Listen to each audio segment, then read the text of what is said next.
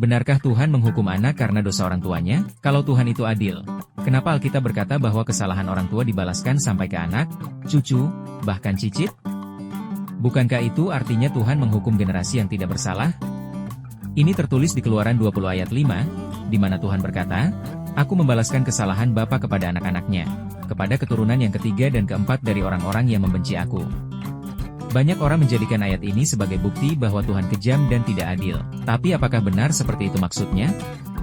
Kita harus melihat konteksnya. Ayat ini tidak sedang bicara soal dosa pribadi yang diwariskan secara otomatis, tetapi tentang dampak dari pola hidup memberontak yang terus diulangi dari generasi ke generasi. Pernyataan, Tuhan membalaskan kesalahan bapa kepada anak-anaknya, akan lebih tepat diterjemahkan. Tuhan menegaskan bahwa kesalahan bapa akan mendatangkan konsekuensi kepada anak-anaknya. Bahkan di bagian akhir nats ini ditujukan jelas siapa generasi dalam konsekuensi kesalahan bapaknya, yaitu generasi yang membenci aku. Generasi yang tetap hidup seperti bapa mereka atau tidak bertobat. Dengan demikian, Tuhan sedang memperingatkan bangsa Israel. Jika kamu membenci aku dan hidup dalam penyembahan berhala, maka kerusakan itu akan terasa bahkan sampai anak cucumu. Namun Alkitab juga sangat tegas bahwa setiap orang bertanggung jawab atas dosanya sendiri.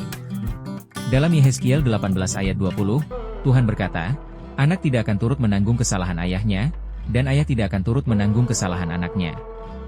Jadi Tuhan tidak menghukum seseorang karena dosa orang lain.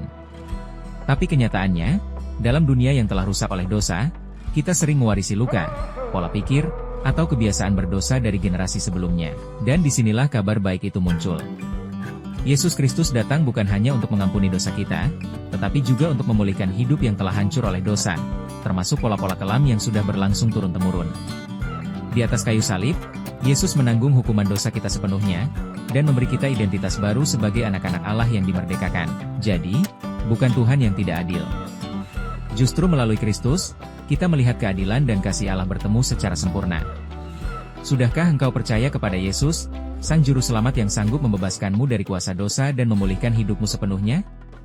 Kiranya Tuhan mengaruniakan anugerah-Nya.